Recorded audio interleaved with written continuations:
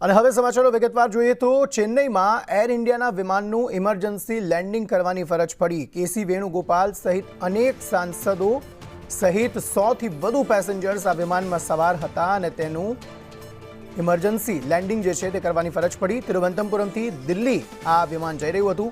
AI2455 technical ખામીની આશંકા હાલ તો સેવામાં આવી રહી છે। આ ઉપરાંત હવામાનની સ્થિતિની અસર પણ આનું કારણ હોઈ શકે છે। વિમાનને સાવચેતીના ભાગરૂપે ચેન્નઈ ડાયવર્ટ કરાયું હતું।